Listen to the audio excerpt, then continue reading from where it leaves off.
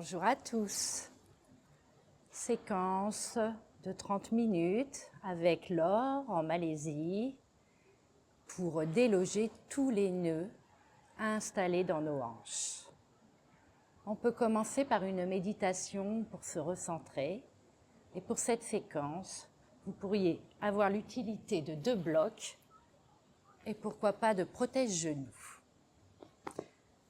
Pour la méditation, simplifiée anuloma alternée par les narines, je m'assois en posture du diamant. Les fessiers sont sur les talons. Vous pourriez trouver une posture assise qui vous est confortable, en tailleur par exemple.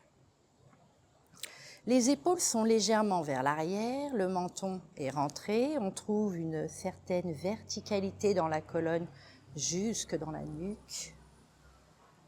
Paume des mains au ciel, les mains reposant sur les genoux. Puis on va créer une pince avec sa main, où on est le plus habile. On rentre l'index et le majeur à l'intérieur de la main. Je n'y arrive pas, donc personnellement, je vais rentrer également l'annulaire. Puis je me prépare, les coudes sont légèrement rentrés. J'inspire et je prolonge l'expiration, puis je bouche de mon pouce la narine droite. Inspire par le côté gauche, masculin.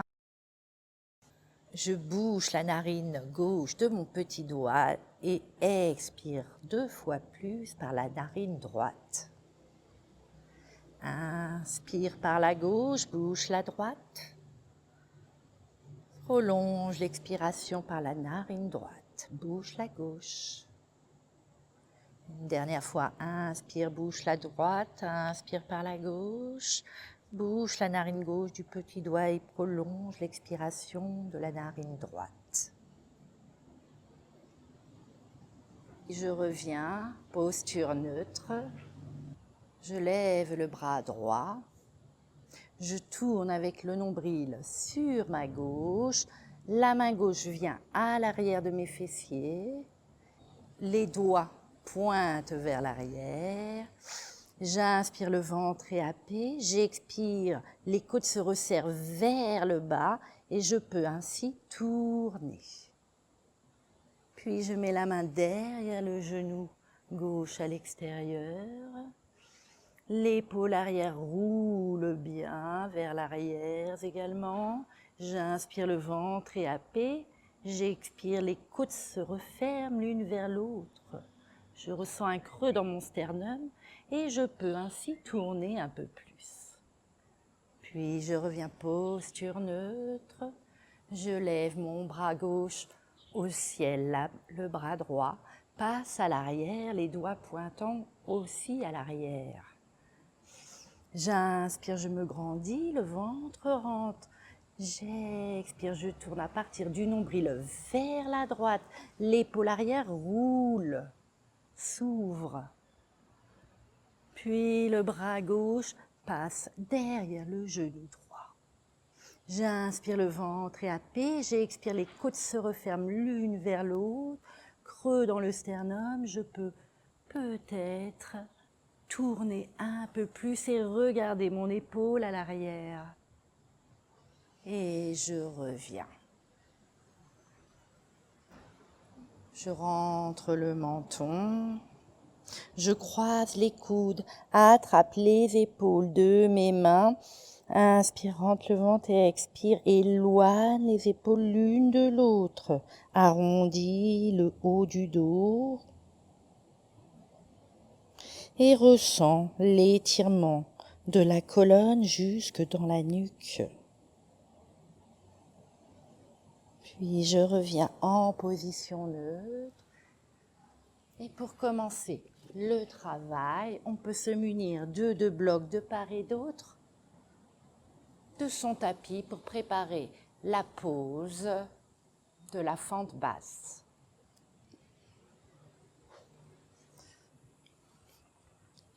Assise sur les genoux à la largeur du bassin. Le bassin qui bascule légèrement vers l'avant. L'aine se déploie, s'ouvre tel un parapluie sur les côtés. Les fesses sont donc resserrées, je crochette mon coccyx. Naturellement, un léger zip se forme dans mon ventre, les épaules à l'arrière, je sors la poitrine. Et je peux, avec mes mains, poser derrière le sacrum, pousser les hanches un peu plus vers l'avant. Mon cou dans le prolongement. Je regarde au ciel. Sauf si vous avez des problèmes au cervical. Puis je reviens et j'avance. La jambe droite pliée devant. Attention à ne pas vous déhancher. Imaginez toujours être en voiture la nuit avec vos éclairages et on veut voir droit devant soi. Angle 90 degrés à l'avant. Bon appui sur le pied, vous pouvez recroqueviller les orteils en foot mudra, vous pouvez aussi recroqueviller à l'arrière. Surtout, vous vous ancrez bien au sol. Dans cette posture de la fente basse, j'emmène les deux mains sur le genou.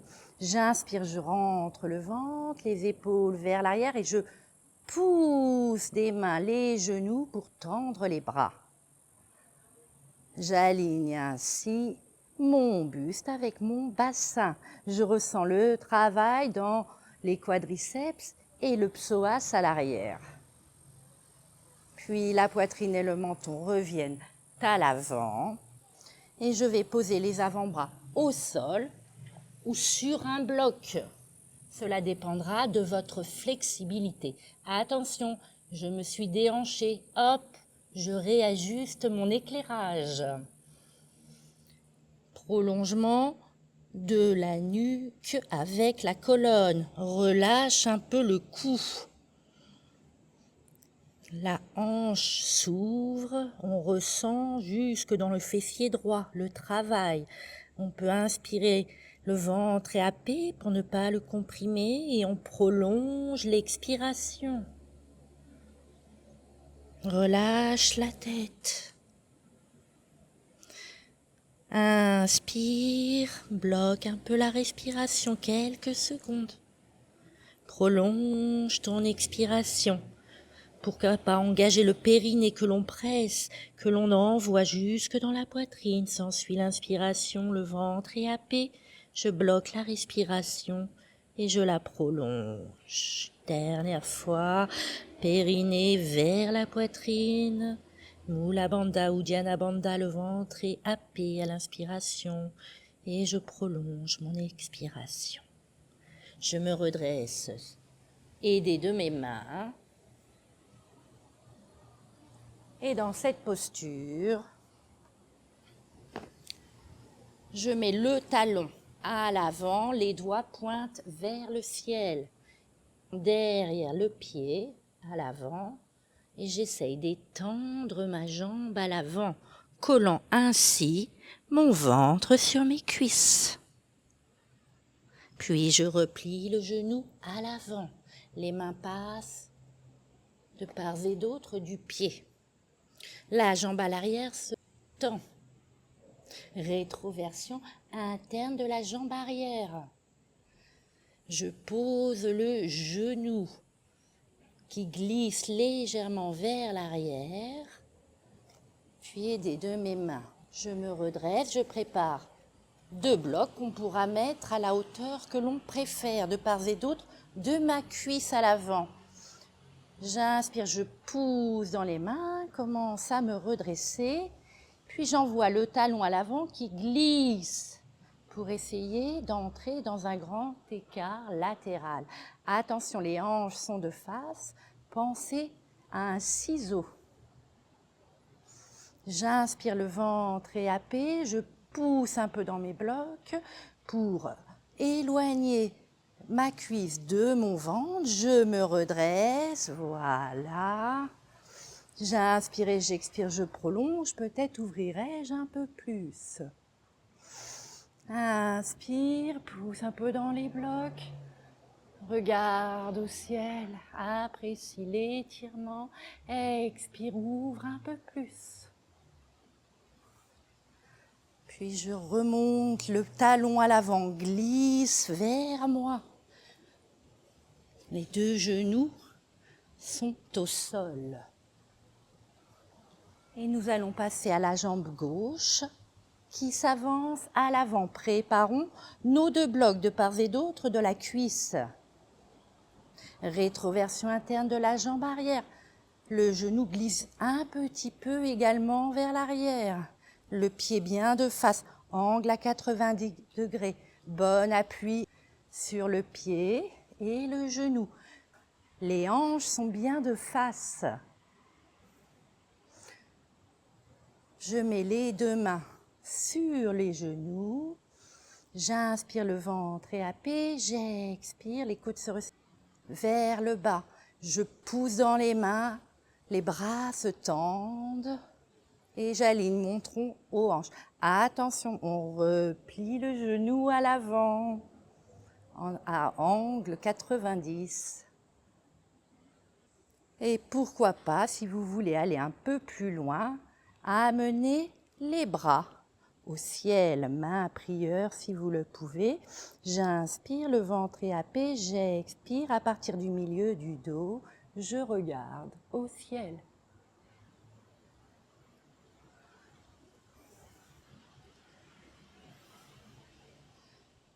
Je glisse sur le talon à l'avant, mes pieds pointent vers le haut.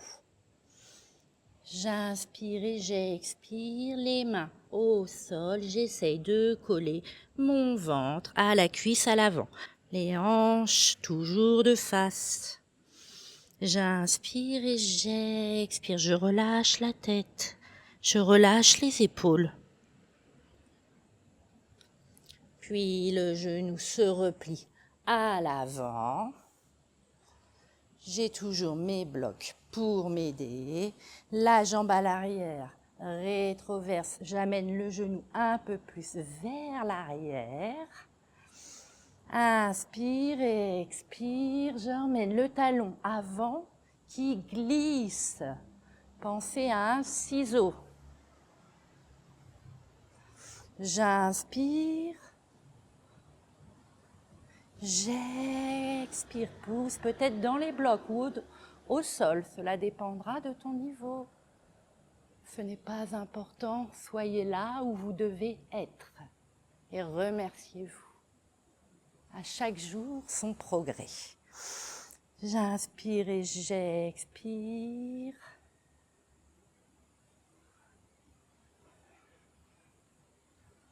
Les plus fortes pourront mettre les mains prières au ciel.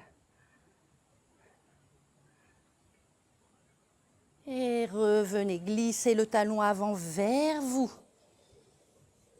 Les deux genoux au tapis. Nous allons entrer désormais dans la posture du chameau. Nous pourrions introduire les blocs entre les chevilles. Les genoux à la largeur du bassin. J'axe bien mon bassin vers l'avant. J'inspire, je resserre les fessiers. Le coccyx crochette à l'avant. L'aine se déploie. Je peux mettre les mains derrière le sacrum. Pousser mes hanches à l'avant. Entraînant les épaules qui roulent vers l'arrière. Peut-être regarderai-je légèrement au ciel. La poitrine se gonfle et j'essaye de mettre les mains sur mon bloc. Attention, amène bien les hanches vers l'avant, serre les fessiers, telle une fleur de lotus fermée. Et expire par le cœur. Inspirez. Inspirez. Puis je reviens. Posture de l'enfant de repos. Les deux genoux à la largeur du tapis. Les pieds se rejoignent à l'arrière. Je pose les fessiers sur mes talons. Les bras s'étendent à l'avant. Le troisième œil au tapis. Je comprime bien les côtes sur mes cuisses. Mes muscles sont lourds. Je profite de cette respiration. Inspire. Le ventre rentre, ne le comprimons pas et expire. Puis sur la pointe des doigts, les bras partent vers la droite. La tête se relève, elle ne touche pas le sol. Pour un bel étirement du flanc. À gauche, jusque dans l'épaule. Les mains reviennent au centre et bifurquent vers la gauche. On étire le flanc droit du bassin jusqu'à l'épaule. La tête ne touche pas le sol. Je reviens. Et pour cette dernière posture, nous allons effectuer la pose du pigeon, Kapotasana. Je me redresse assise sur les genoux. Je peux y aller en position de la table, cela sera plus simple. Comme j'ai les hanches serrées, j'ai des difficultés à aligner mon talon avec mon genou. Selon votre niveau, adaptez la pose. Puis la jambe à l'arrière rétroverse vers l'intérieur, le genou glisse à l'arrière. Les hanches sont axées. Je me pose la tête sur les avant-bras.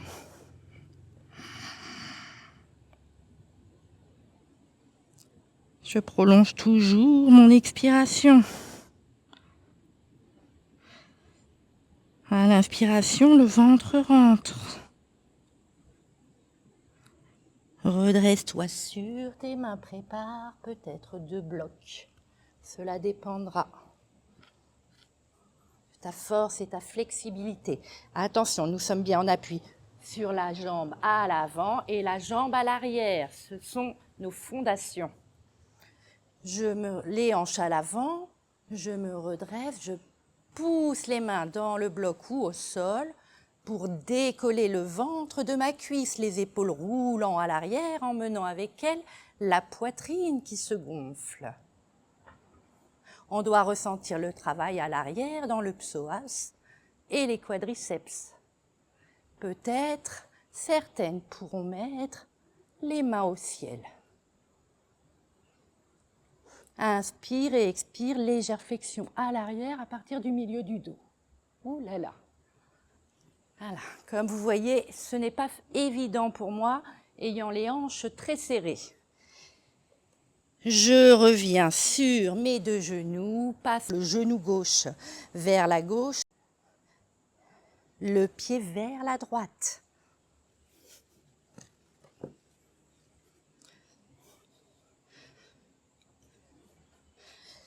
La jambe à l'arrière coulisse vers l'intérieur. J'en profite pour amener le genou un peu plus à l'arrière. J'axe bien mes hanches à l'avant. Main sur le bloc selon la hauteur que vous préférez ou au sol.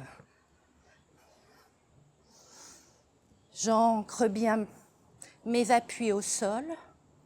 J'inspire, les épaules roulent à l'arrière, je pousse dans le bloc et décolle le ventre de ma cuisse.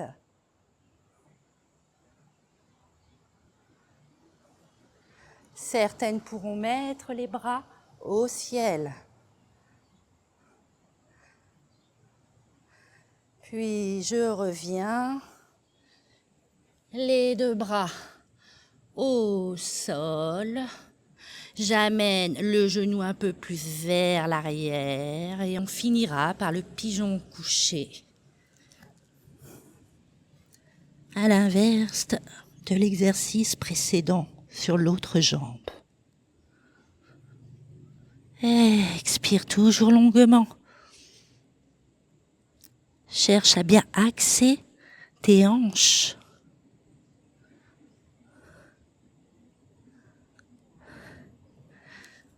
Je me redresse doucement. Il est l'heure pour nous d'effectuer la pose de la grenouille, Mandukasana.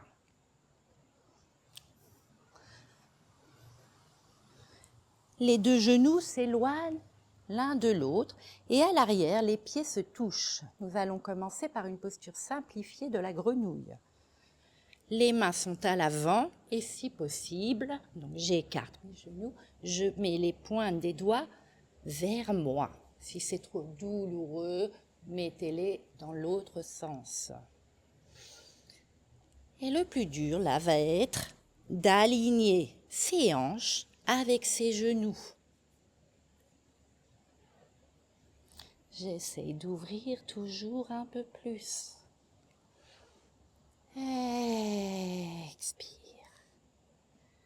Passons sur les avant-bras. Attention, je contrôle d'être aligné. Voilà. On pourra peut-être dégager les pieds, les talons dans le prolongement des jambes, les pieds pointent vers les extérieurs. J'inspire et je prolonge l'expiration.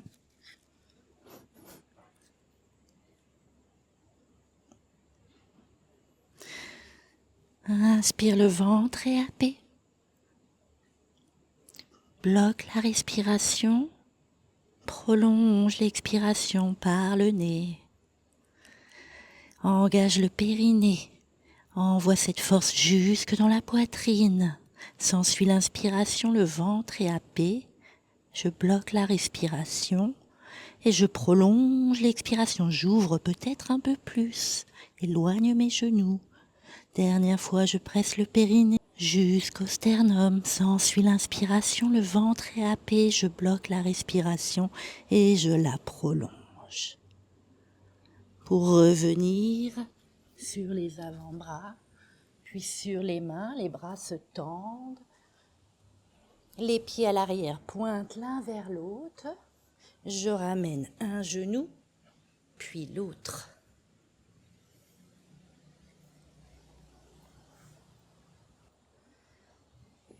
Et je viens dans la posture de la table. Viens mettre les fesses sur le côté.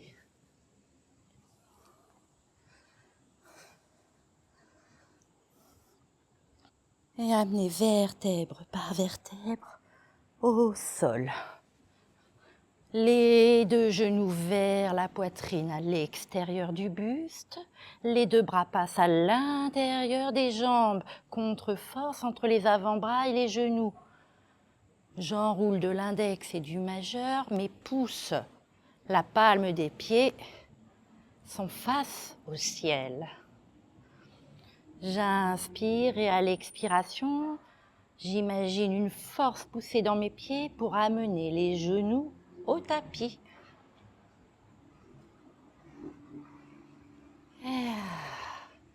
Balance-toi.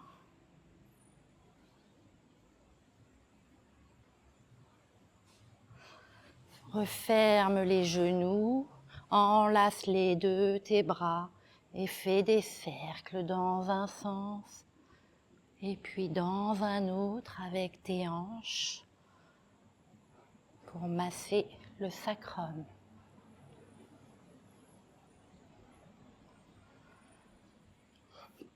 Position sur le côté. Les genoux sont bien vers le visage, le bas du dos s'arrondit bien.